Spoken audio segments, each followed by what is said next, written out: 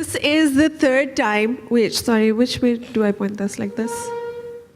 This is the third time SN has been kind enough to invite me to speak at Travel Photographer Society. It used to be Travel Photographer Asia, and it's grown into a society now. So it's really been wonderful being part of this journey with the SN and Mevish and the whole TPS team. So thank you for having me again. For the past 2 years, I've been giving talks over here on this platform, and I think some of you have been coming in the past as well. My work as a professional photographer involves going into the remote parts of my country, which is Pakistan. How many of you know Pakistan, have heard of Pakistan? I always ask this question, but you'd be surprised how many people don't really know where Pakistan is. But I'm really glad to see that this time, and SN is, witness to this, that how less, hands went up the first time I asked this 2 years ago. And it's really great to see that there are at least 20 hands that went up this time. Pakistan is a very, very complex and complicated city. It's a very difficult city, but it is my city. And like any one of you, I'm extremely attached to it in a way which is very, very painful and joyful at the same time. And I think, I was saying as a professional photographer, I go into remote parts of the country for international development organizations like UNICEF and Rotary, and I cover stories which they have been working on, for example, climate change or flood relief. And they're essentially positive stories in very adverse situations. And it makes me see a side of my country which is, usually not publicized in the media. Very violent images publicized, but there's a lot of good work happening as well with the locals team up with foreign aid, and it's a positive image. So which is what I have spoken about in the last 2 talks. In this talk, I actually wanted to share something which I have never really shared or spoken about. It's more personal. And yes, it has to do with Instagram as well, which I came to very, very late in the whole Instagram game. I think I joined about 2 years ago, and I don't have that many followers or anything like that, a fair amount. But I felt, gave me a platform to showcase some of my personal thoughts about the city, which I'm, so deeply connected with. And really take forward the influence of one photographer who I happened to study when I went for my master's, whose work, when I saw, really transformed the way I was thinking. Because when you are starting off as a photographer from any part of the world, you're trying to emulate those iconic images which Etienne spoke about. You're trying to make a mark. But when you come across a certain photographer, they have that kind of influence on your work, which then, lets you have a personal voice. And for me, that was, and it's all working, Robert Frank. How many of you have heard of Robert Frank? When you commented on, when you were speaking, I knew that you would definitely have followed his work and known him. Can I just have a raise of hands, Robert Frank? Okay, very few people. So I will tell you a little bit about him. He was an American photographer, and he photographed, basically his most famous work was called The Americans, which he started photographing after he got a Guggenheim Fellowship in 1955. And this was post-World War America, which was a victorious America. But he went around the entire country photographing everyday life, ordinary people, situations he saw on the street, and it was his work was considered blurry, unconventional. It wasn't very well liked because they were showing such simple, ordinary people in weird cropping, low lighting, people were not interested in this kind of photography. People were interested in, the kind of photography which Etienne hates. They were interested in very crisp and beautiful images. But his work immediately struck with me. I have to point there, okay. His work immediately struck with me because for him, his kind of work, you really have to look at the image for a couple of seconds and let it sink in, because if you just glance at it, it looks like a very boring, ordinary image. Try to think about the time he was photographing in. This was, like I said, post-World War America, a victorious America, but really, really racist America. So he photographed a lot of race commentary, social commentary is going on in his photographs. He used to photograph people of color sitting next to each other, and this was a big deal back then. This was a very big deal. Now we can look back and really understand what he was doing. I didn't do that. You did that? Okay. I can imagine why this would be considered a very boring picture. But to me, there's so much longing in her face. There's sadness in it. It's really showing you a portrait of a city in the simplest way. And this, I'm sorry, like that. Okay. So yeah, like I said, every day, and for me, as a very confused photographer who really wanted to show a narrative of her city in a way which was true to it, was his work really spoke to me, and so. I'm just going to let these pictures sink in with you, because this is like a very, very ordinary scene of a girl quite tired of her job, probably. And this was everyday America for you.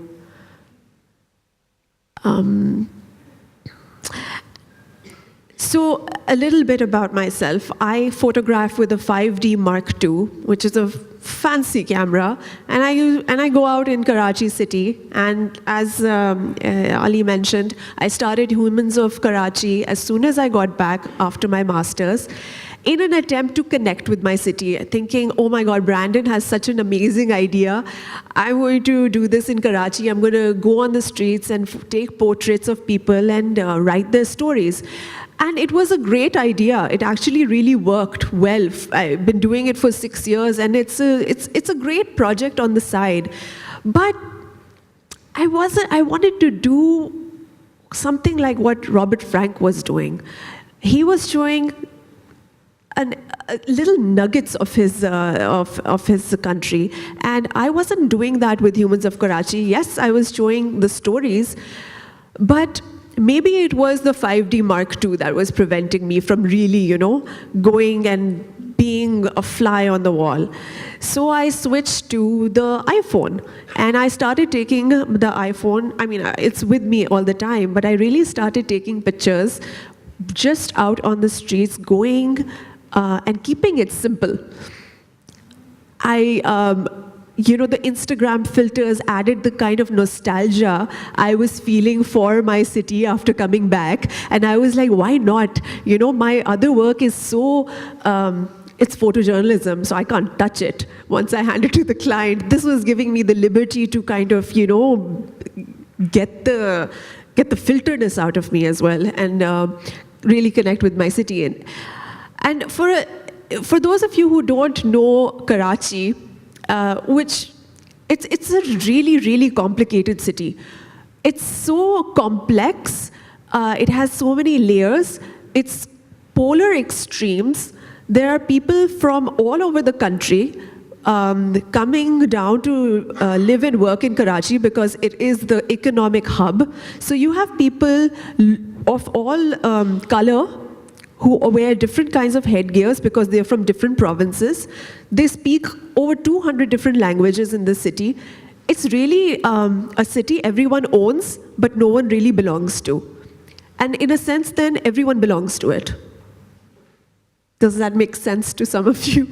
You can, okay. So whereas you will see these covered up, head to toe women roaming around in certain parts of the city, you will see completely women like me dressed in Western gear in other parts of the city. And that's really something, and the iPhone gave me the ability to connect with the people in a way where they're freely staring at me.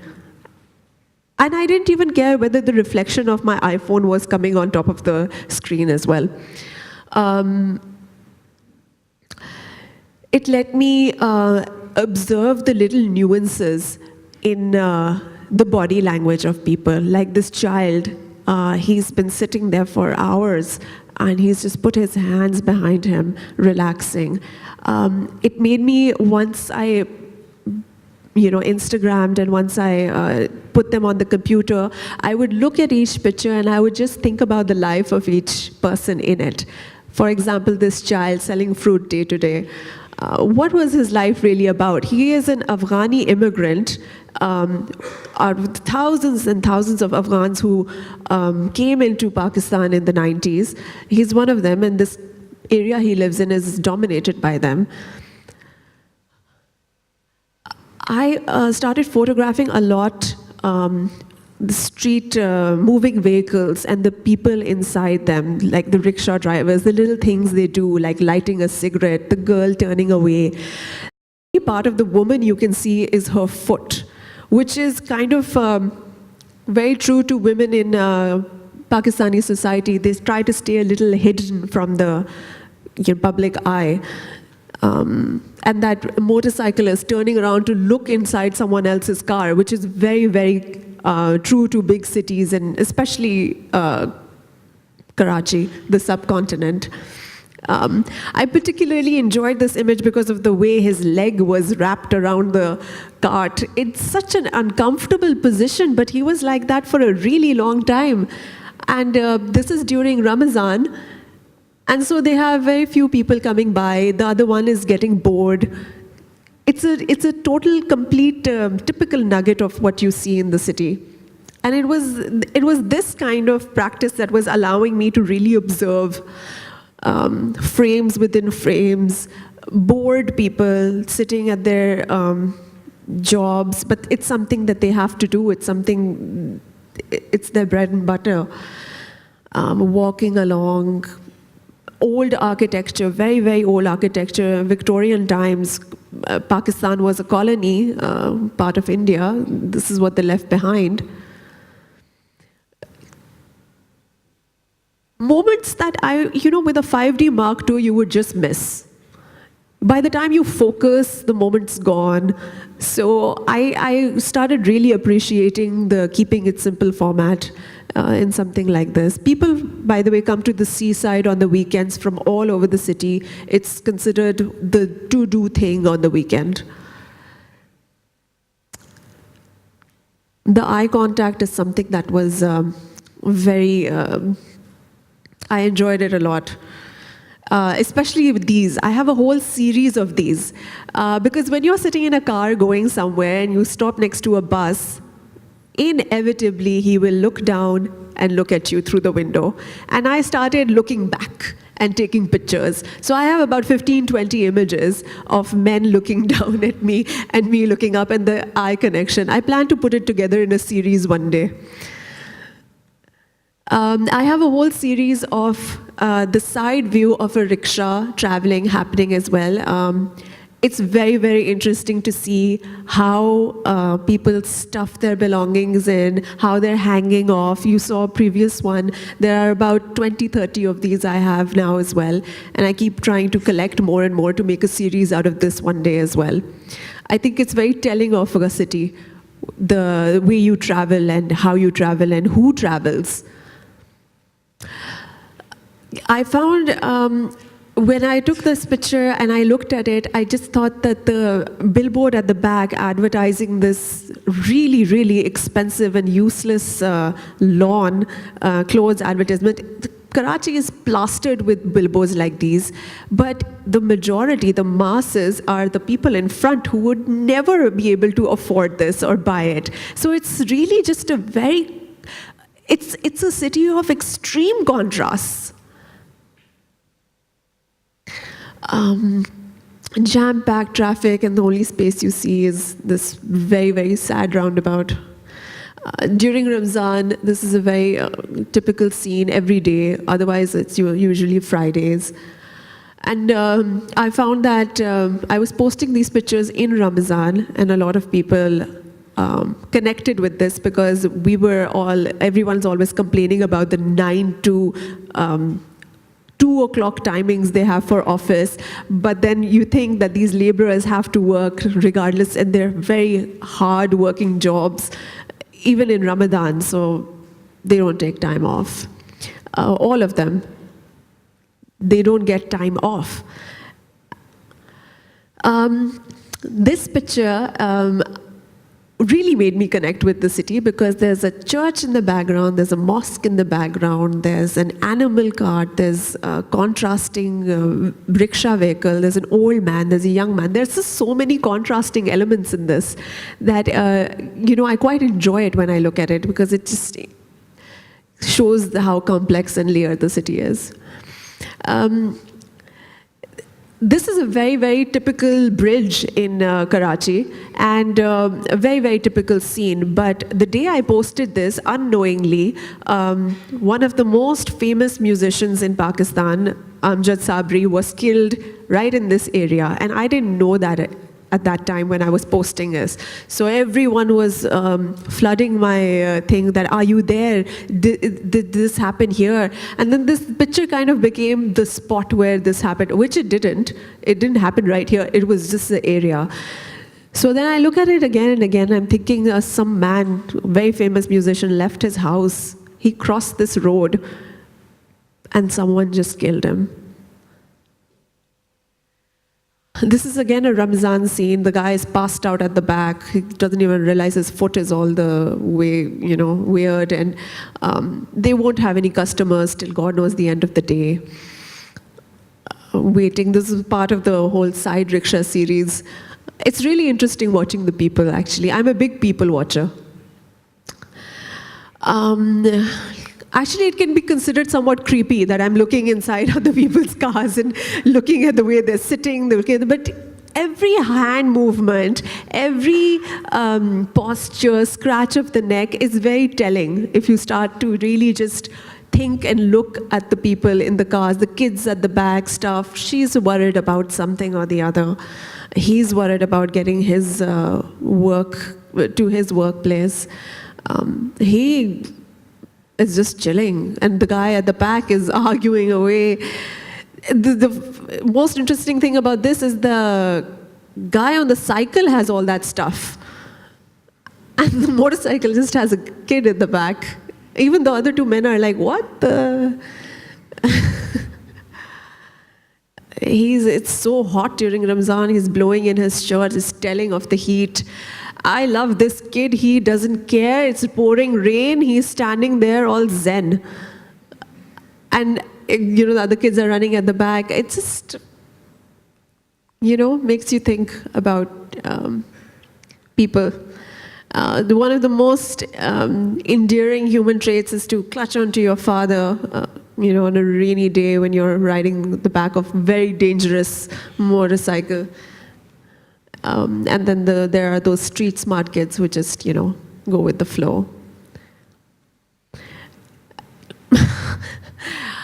This is really awkward.